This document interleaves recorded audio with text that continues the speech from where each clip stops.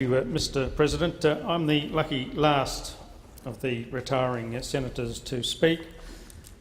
Well, I come to think of it, lucky's not probably a word that you'd necessarily associate with my political career, especially since I was given a dead fish by Senator Kroger. That has certain connotations, I think, in certain areas.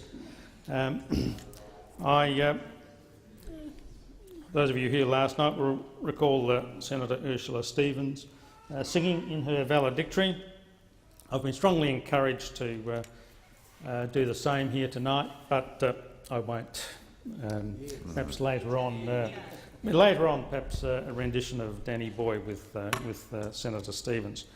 Senator Ferner got all of the good lines because he spoke before me. But I'd propose to start this evening by referring to something that you usually do at the end of a speech, because of all the things that I have to say this evening, this is going to be the most important. On this, my last week in public life, I want to thank my wife of 30 years, Nympha, my daughters Mary, Tess and Emily, for the unqualified love and support that they've given me throughout my working life, certainly, but most importantly during my time here as a Labor Senator for South Australia. It's been said before by others, and I shall say it again tonight, we could not do our work in this place without the unflinching support of our partners and our families, and it's certainly the case of my time in this place would have been quite impossible, indeed quite intolerable at times, without the knowledge that my family, including my new son-in-law James, he and my daughter Mary, watching this tonight over the internet in Moscow, have stood alongside me and at all times, but particularly when the wheel of political fortune rolled wildly downwards, as it's done over the last 2 years. I had the immense privilege of serving the people of South Australia as a Senator, Deputy Whip, Parliamentary Secretary. I was a Labor Minister in both the Gillard and the Rudd governments, with portfolio of sports, tourism and science. In recent months I've served the Senate as the opposition spokesman on Veterans Affairs, and I'm sure my colleagues will allow, with much humility of course, to point out some of the achievements that I'm quietly proud. As Minister for Sports, I facilitated one of the largest tranches ever of funding for grassroots sports infrastructure to encourage the participation of people of all ages and ability in healthy sporting activity. I intend to do a little bit of it myself over the months ahead. In tourism, we saw a record increase in the number of tourists visiting Australia from key markets like China. As Science Minister, I assisted the South Australia's new Health and Biomedical Precinct with a $100 million boost for the UniSA's Cancer Biology Centre to research blood cancers, and the University of Adelaide's Integrated Clinical School for Medical and Nursing students. As Parliamentary Secretary for Sustainability and Urban Water, I was able to improve the capacity of the Bureau of Meteorology by increasing the number of frontline forecasters and launched the next-gen weather forecasting system. This has enabled the Bureau, a much-loved Australian institution, to provide better forecasting for ever-accelerating severe weather events. I also drove the rollout of the National Television and Computer Recycling Scheme. In what was a fractious parliament, I brought together the opposition and the Greens to support a world-class scheme that ensures that from July, at least 90% of all e-waste materials, most of which are unpleasantly toxic, are to be recovered from landfill and made available for use in new products. In my first speech in this place, I declared that in 1954, 60 years ago now, I was born in Murray Bridge. As someone with Murray River water running through my veins, I was particularly devastated to watch the drought punish that mighty river, a river which in many ways is the artery of our nation.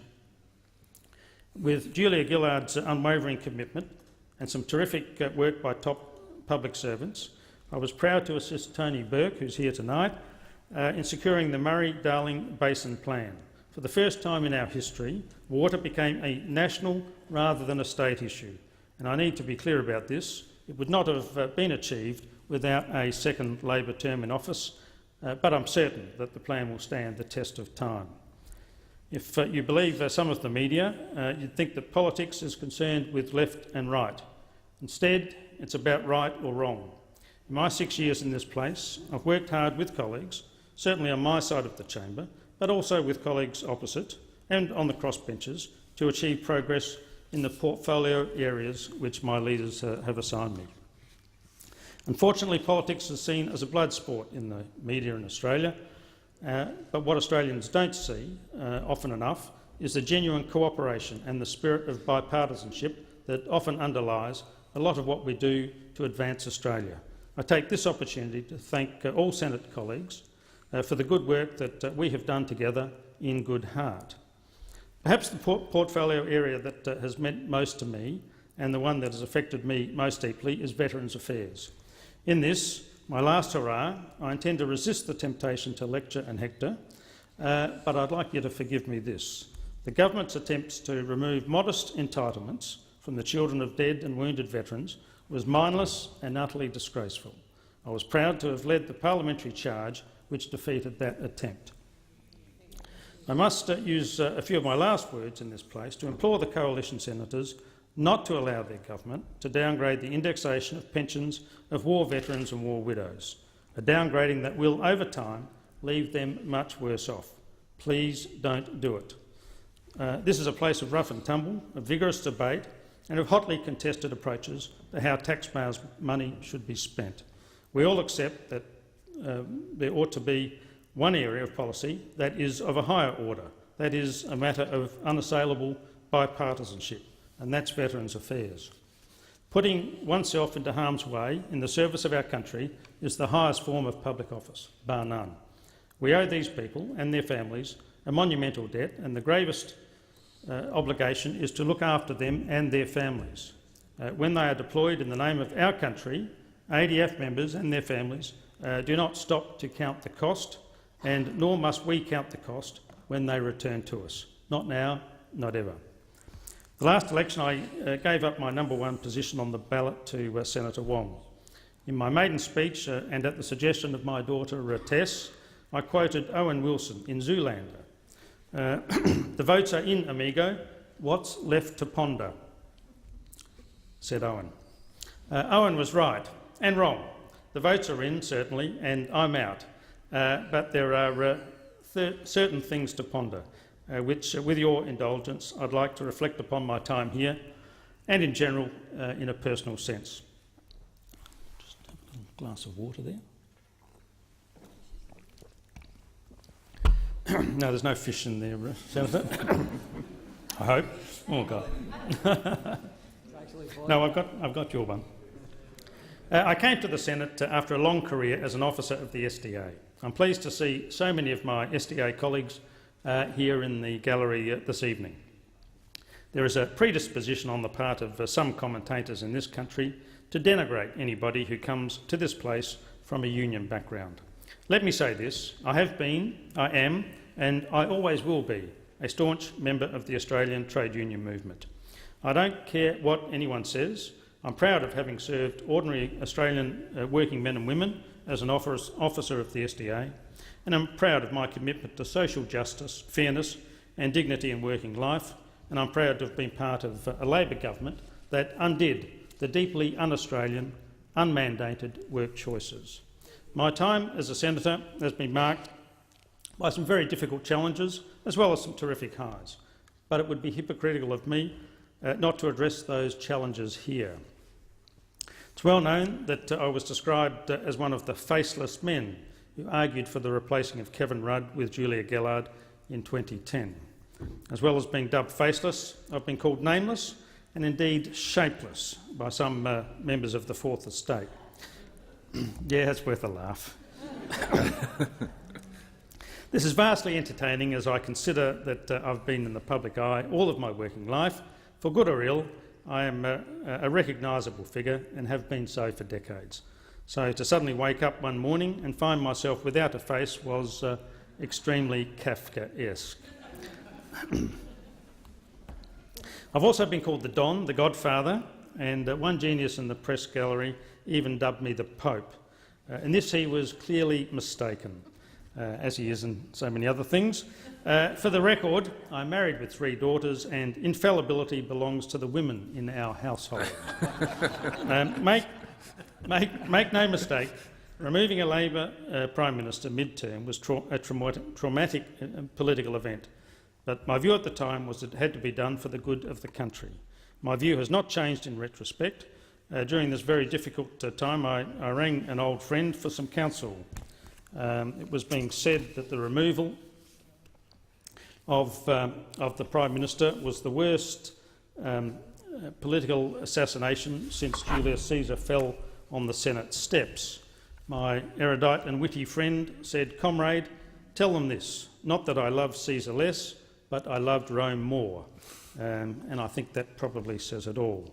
The Italian poet Dante once wrote, "The darkest place in hell are reserved for those who maintain their neutrality in times of moral crisis." I would hope that during my time in public life, I've earned at least the right to carry a candle into hell. I was... that wasn't supposed to be funny, that was a serious one. That was serious.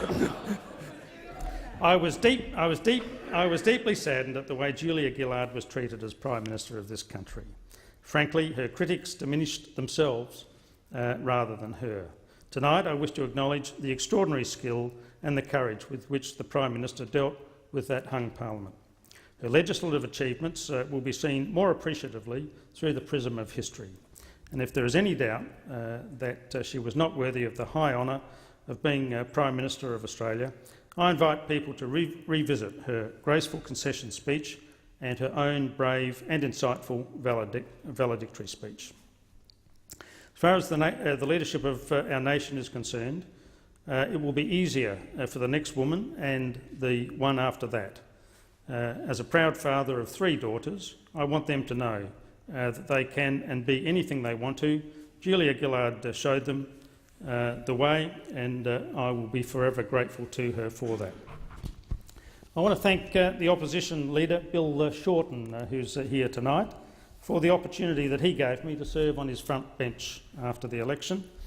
In a very short space of time, Bill his very talented front bench team have put the Labor Party well and truly back in the race. I wish Bill and Chloe all the best as they seek to rebuild the fairness and the egalitarianism that should underpin our country and the conduct of our national affairs. The Labor challenge has been made much harder by our disastrous Senate result at the last election. I don't think there's any other way to describe it. The loss of 8 Labor senators committed to fairness and dignity for all Australians is devastating. Future Senate contests will require us to mount a proper campaign if we are to regain a second Senate seat in South Australia. At the election time particularly, those of us involved in campaigning often come across people whose knowledge of the way we conduct our national affairs is less than fulsome. There are some people out in the electorate, even now, who aren't sure what senators do. When I was elected, a mate of mine with only a marginal knowledge of classical history told me that Rome had senators too, and that's why it declined. I suspect in the next term of this Parliament, we're about to find out whether that's true or not. The challenge I fear in the new Senate will be to avoid turning this great institution into a reality TV show feeding the 24-hour news cycle and competing at the same time as Al Gore and Clive Palmer is going to be very tough. At this point, I'd like to stop and make a few thank yous to some people who are very important to me. I wish to profusely thank my current staff, Sevi, Joan, Ben, Nina and Ramon, and all of my former staff, many of whom are here today, including Helen, Andrew, Manny, Amelia, Bridget and Tom. Many other friends in the gallery have joined me here today. In fact, I've been overwhelmed by the number of people who are going to be joining us this evening. I'd also like to thank the clerks, the Hansard, the Senate chamber staff especially my fellow Crows supporter, Brian, who I know is looking forward, like me, to whipping Port Adelaide at the magnificent newly built Adelaide Oval this coming Sunday afternoon. And finally, to the perpetually tolerant and unfailingly helpful Comcar drivers. I also note the Irish ambassador up here again tonight and thank him for coming along. If the truth be known, I hadn't actually planned to make my valedictory speech after just one term in Parliament. The truth is, I had hoped to be here a little longer. But as John Lennon said, life is what happens when you're busy making other plans. That turned out to be right, as was Ned Kelly, who said, "Such is life." It's been a tremendous privilege to serve South Australia and the Labor movement in the nation's Parliament, a privilege given to so few. After my Senate defeat, my youngest daughter, Emily, said that I'd lost a sparkle in my eye. I intend to get that back in months ahead. I wish all Senate colleagues the very best, whether they're staying, coming, or, like me, going. I welcome the new senators, some of who are here tonight, and I urge all of them, regardless of party or other allegiances, to think deeply, argue courteously, and remember the words of the philosopher John Stuart Mill. The person who has nothing for which he is willing to fight, nothing which is more important than his own personal safety, is a miserable creature and has no chance of being free unless made and kept so by the exertions of better men than himself. So now, as I leave this place to prepare for post-political life and the birth of our first grandchild, I say good night and God bless.